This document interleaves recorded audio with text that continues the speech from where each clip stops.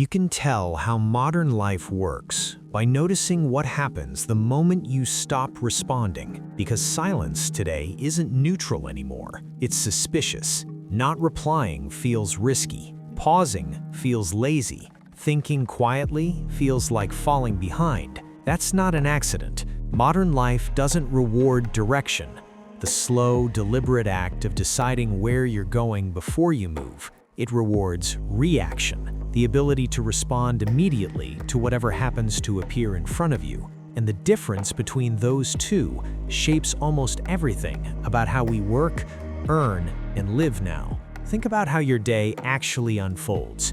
You don't usually lose control because of one big distraction. You lose it through dozens of tiny ones that arrive spaced just far enough apart to keep you permanently alert, but never fully focused. A message comes in. You reply quickly. Another arrives before your mind settles back into the original problem. Each interruption feels small, almost polite, but together they turn your attention into something that's always partially rented out. What's strange is that this behavior feels productive.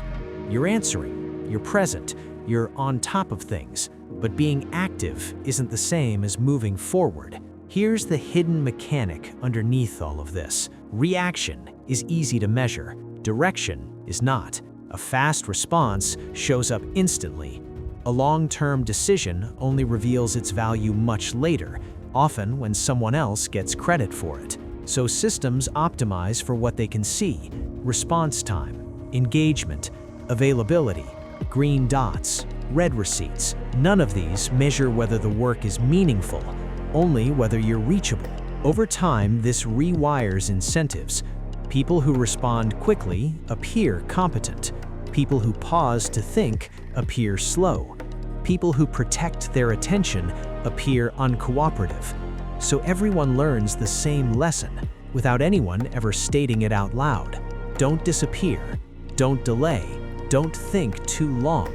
Just react. The irony is that reaction feels safer than direction. If you're reacting, you're never fully responsible. You were just responding to what came in. You were just doing what was asked. You were just keeping up. Direction, on the other hand, creates exposure. If you choose a path, you own the outcome. If you decide what matters, you can be wrong. If you prioritize, you necessarily ignore something else. Reaction lets you avoid that discomfort. In modern systems, quietly encourage that avoidance. In workplaces, speed often replaces judgment. In markets, short-term movement overwhelms long-term value. In careers, visible busyness becomes a substitute for actual leverage. People stay busy, organizations stay responsive, but very few people are actually steering. That's why so many smart, capable people feel strangely stuck despite working harder than ever. Their effort is real, their direction is not. When reaction becomes the default, long-term thinking starts to feel irresponsible. Taking time to reflect looks inefficient. Saying not now looks risky.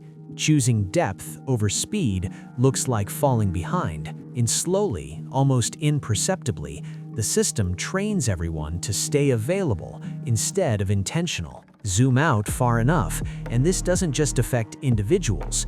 Entire organizations start optimizing for reaction over clarity. Decisions get made quickly, but not thoughtfully. Meetings multiply. Updates accelerate. Strategy shrinks. Everyone is busy responding.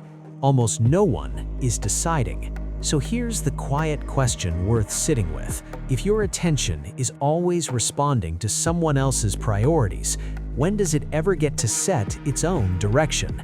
And if modern life keeps rewarding reaction more than intention, what kind of future gets built by people who never stop to aim? If you want more videos that slow things down enough to actually see the system you're living inside, subscribe to the channel.